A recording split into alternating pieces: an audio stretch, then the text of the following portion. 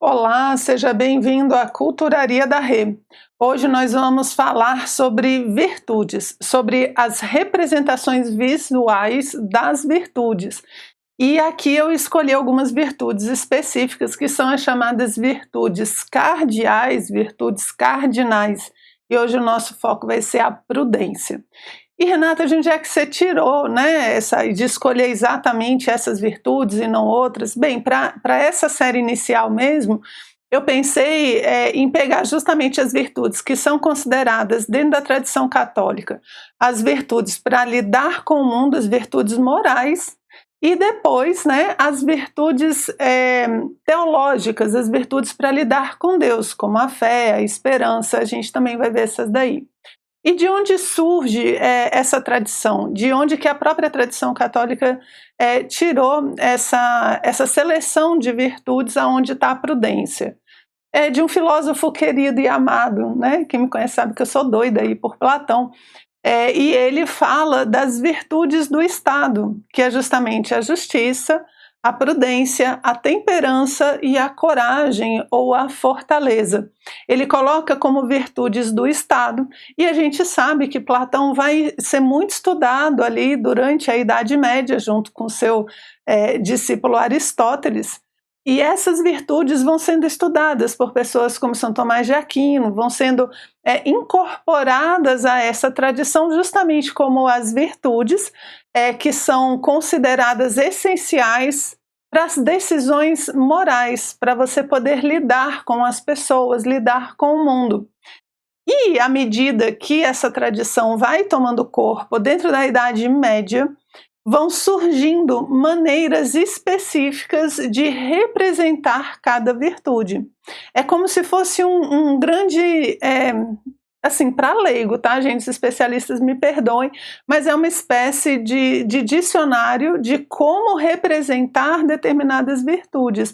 Não só essas, né, mas diversas outras virtudes. Por isso que eu acho que vou acabar fazendo uma série enorme de iconologia, que é justamente o nome que se dá, né? Iconografia, a grafia dos ícones e o estudo desses ícones, a iconologia. Então durante a Idade Média surge aí o Cesare Ripa, que é a pessoa que vai fazer esse grande compêndio, esse grande dicionário, falando como que as virtudes são representadas, podem ser representadas e por quê, quais são os símbolos, né? Por que aqueles elementos estão lá. Então o que eu vou trazer para vocês é justamente desse escritor, desse estudioso maravilhoso, né, italiano, que faz esse compêndio, e alguns exemplos depois de como os artistas vão utilizando essa mesma forma de representar as virtudes através do tempo. Por quê? Porque na Idade Média ela é utilizada de uma forma, dentro de um estilo, e depois, à medida que o tempo passa, esse estilo não é que ele vai mudando, ele vai assumindo alguns outros formatos e adaptações, tá bom? E é interessante a gente conhecer, porque às vezes você está vendo um quadro, uma pintura, e aí aparece aquela coisa, você fala, nossa, mas por que essa pessoa está aqui? Por que esse animal está aqui? O que está acontecendo? O que isso daqui significa? E a gente conhecendo as representações de alguns elementos repetidos, né, que aparecem muito, a gente vai sabendo identificar e curtir mais as obras e os mitos que elas representam, ok? Então hoje a gente vai falar da prudenza, né, que é a prudência. E essa é a imagem que está no livro. Esse livro, inclusive, tem várias edições, são vários artistas também que vão fazendo os desenhos das edições e tudo, né? Então você tem algumas modificações, algumas adaptações. Eu trouxe esse daqui do livro, onde ele mostra a prudência justamente com essa imagem, né? É uma imagem simplificada, depois a gente vai ver umas mais elaboradas, onde ele foca em trazer os elementos característicos daquela virtude, no caso aqui da prudência. E, gente, eu adoro, eu acho o máximo a representação da prudência, porque depois os artistas utilizam de uma forma assim, fica muito interessante. Às vezes a gente até assusta, fala, nossa, tem uma cara aqui, não acredito, né? Muito bacana. Então vamos ver aqui sempre que a gente vê uma obra, né, um desenho, uma pintura, a gente tenta descrever o que a gente está vendo. É isso que a gente vai tentar fazer aqui, né? Dentro dessa descrição, alguns elementos que a gente tem são justamente o espelho, né? A Prudência é uma mulher, né, vestida de branco, com um elmo dourado na cabeça, com uma coroa de folhas e olhando para um espelho. Percebe? Ela está ali olhando para o espelho. E o que eu acho mais legal na Prudência é porque atrás, na cabeça aqui atrás, é uma cabeça de um ancião, a cabeça de um velho. Ela tem uma cabeça que olha, um rosto que olha para frente, né? E um rosto que olha para trás. Olha só que interessante. Então, sempre que você vê uma mulher com esses dois rostos, você já sabe, né, que o artista está se referindo à Prudência. Além dessa característica, ela tem essa flecha, né, do lado, que às vezes vem como uma lança, né, que é uma arma, né, certeira. A Prudência é muito certeira. E tem esse animal envolto na flecha. Esse animal envolto na flecha, alguns colocam como uma cobra, uma serpente, né, que são adaptações. O Ripa, no livro, ele coloca como sendo, assim, meu italiano não é muito bom, apesar de ter sangue italiano na família, mas a descrição, pelo que eu entendi, é o que em português a gente chamaria de enguia, né, que é um tipo de um peixe, é um animal marinho, que ele coloca que está enrolado nessa flecha. E embaixo tem um cervo, né, um pequeno bambizinho com os galhos, né, com chifres enormes. Você pode ver que ele está bem grande. Então isso é o que a gente consegue ver aqui dentro dessa estrutura. Então vamos dar uma olhadinha, ver se a gente não esqueceu nada, né? Capacete dourado cercado por uma coroa, óbvio que aqui não dá para ver que é dourado, né, na descrição. As duas faces, uma que olha para frente e outra para trás. A flecha em torno do qual tem esse peixe, essa enguia, um espelho e o cervo sentado atrás. Então vamos lá, o que esses elementos montam no conjunto? A prudência. Quando a pessoa é prudente, existe um erro, né, na interpretação. Às vezes a gente fala que a pessoa é prudente e na verdade ela está procrastinando, ela está com medo, ela fala, não, eu tenho que pensar muito antes de fazer, porque eu sou uma pessoa muito prudente, né? E esses elementos aqui levam a gente a não uma questão de pensar muito, mas de ser preciso, que é justamente a flecha. Quando você tem a enguia enrolada, existia uma tradição na época que a enguia era colocada eu nunca sei se é proa ou se é popa, né, na frente dos navios. Então ela é como se fosse um elemento de equilíbrio, para evitar que ele vá rápido demais, né, e se choque com alguma coisa, mas também não quer dizer que o navio vai ficar parado, né? É uma questão de um ritmo correto e de um movimento certeiro que a Prudência vai dar. O elmo dourado, Ripa descreve como sendo as ideias iluminadas que a prudência, que o homem prudente tem na cabeça. Então, o prudente não é que ele pensa demais, é que ele pensa certo. Ele tem ideias corretas, ideias luminosas, representadas pelo dourado do elmo, justamente, tá? Isso é que é interessante, né? É que o elmo é dourado por algum motivo, justamente são ideias que brilham, que iluminam, né? Uma espécie de sol. E de onde vêm essas ideias, né? Aí vem do espelho, que vai dar o autoconhecimento, né? Você se olhar no espelho, gente, sempre que tem um espelho, alguém olhando no espelho numa pintura, muitas vezes tem essa conotação da pessoa se conhecer, da pessoa se ver, né? Dela se enxergar mesmo. Então a prudência, ela olha para si mesma, ela quer se conhecer, e ela tem esse elemento, né, esse velho aqui olhando para trás, esse ancião, que dá uma ideia de olhar também para o passado, de aprender com as coisas do passado. Então você tem o futuro, olha para frente, a consciência de si mesmo, uma espécie de presente, e o passado, que é o ancião olhando para trás. Então, com a sabedoria do passado e eu me conhecendo, que é o espelho, eu consigo no presente ter uma ação prudente. E o cervo, né? O cervo é o animal da deusa Ártemis, né? E ele é um animal muito interessante, porque ele é rápido, ele é ligeiro e ele é suave ao mesmo tempo. E essa questão dos cornos, né, dos chifres, é sempre muito associado a um poder, né, mas que tem que ser bem utilizado. Então, assim, apesar de ter muitos pensamentos, muitas ideias, né, esses chifres enormes, muita força, ele também consegue ser ágil e rápido e andar, né, pelas matas, pelos campos, sem fazer muito barulho, sem fazer estrago. Então, o cervo é um animal que junta agilidade, né, com esse peso dos próprios chifres, certo? Então, ele é uma figura dupla, onde o fato de você levar todas essas coisas na cabeça, todo esse chifre, não quer dizer que você vai ir devagar, você pode ser ligeiro, ok? Então, essa é a ideia aí geral da prudência, bacana, né? Eu gosto demais. Então vamos dar uma olhadinha em algumas interpretações que alguns pintores, né, tentei colocar ao máximo o nome dos pintores ao lado das imagens para que, se você gostar, né, poder procurar e conhecer mais da obra dos pintores.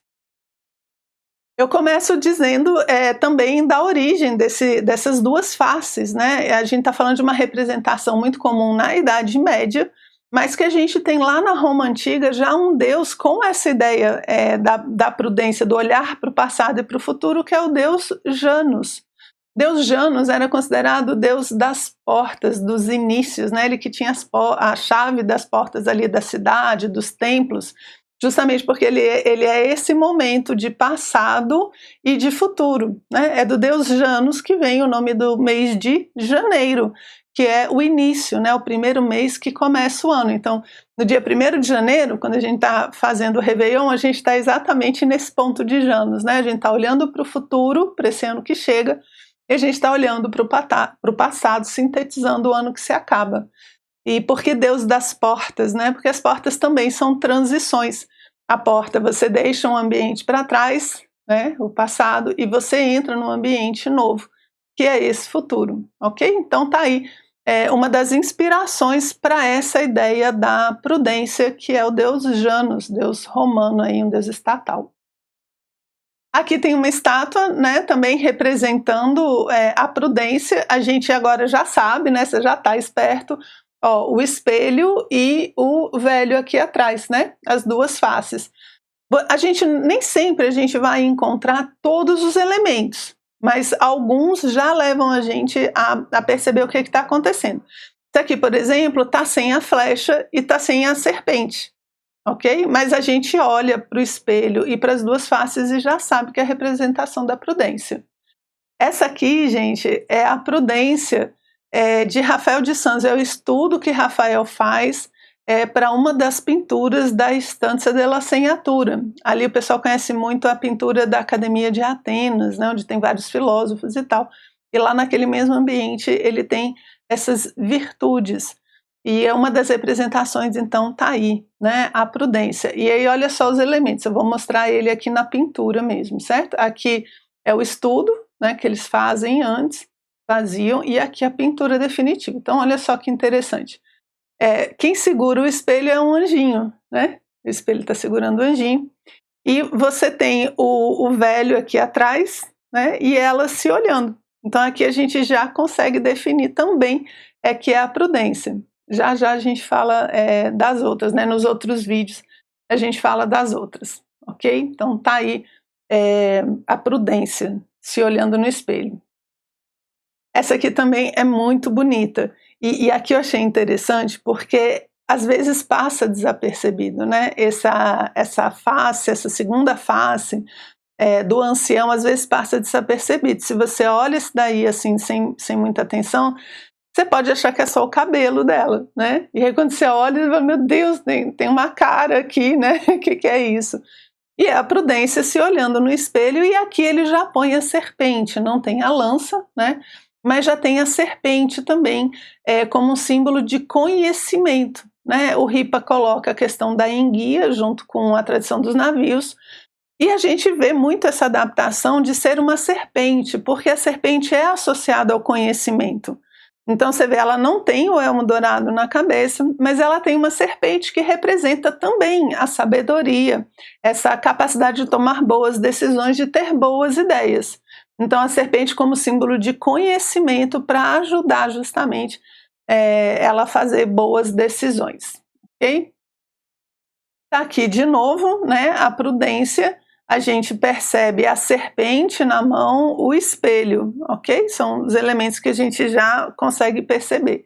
E aqui a gente não tem a face, mas a gente tem tipo um coque, né, aqui atrás. Então aqui uma outra representação da prudência. Essa aqui de Botticelli, veja, essa daqui, se você não conhece as representações, ela já fica um pouco mais difícil de reconhecer, né? Primeiro que ela está de frente, então a gente não consegue perceber atrás, mas ela tem a serpente e ela tem o espelho. Ela tem a serpente na mão, né? E ela tem o espelho aqui do lado. Ela não está se olhando porque é uma questão do estilo do artista, né? Botticelli é uma série de pinturas que ele faz. Quando a gente for final de semana lá na Galeria de Uffizi, né? A gente vai poder ver no próximo feriadão essas pinturas ao vivo. Ai, meu Deus, um dia eu chego lá, viu, gente? Então é um estilo que ele faz, né, para toda aquela parte, para toda aquela pintura. Então ela não está se olhando, o espelho está para frente, mas a gente agora já sabe que é a representação da prudência. E essa aqui também é outra, onde o rosto do ancião parece cabelo dela. Eu particularmente aqui, gente, eu olhei várias vezes e eu jurava que era só o cabelo dela. Eu ficava, nossa, mas será que a prudência é só por causa da serpente, né? Não tem nem o espelho? Mas não, quando você olha as duas faces, né? Quando você olha direitinho, tem as duas faces. E ela não está assim se olhando para o espelho também.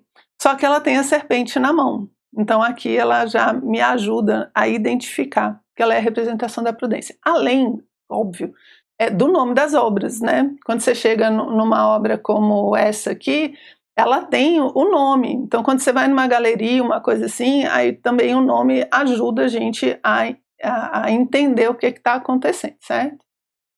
E eu trouxe para fechar, então, aqui para vocês, essa pintura magnífica de Tiziano, e o nome dela, né, também já vai ajudar a gente a entender, ó.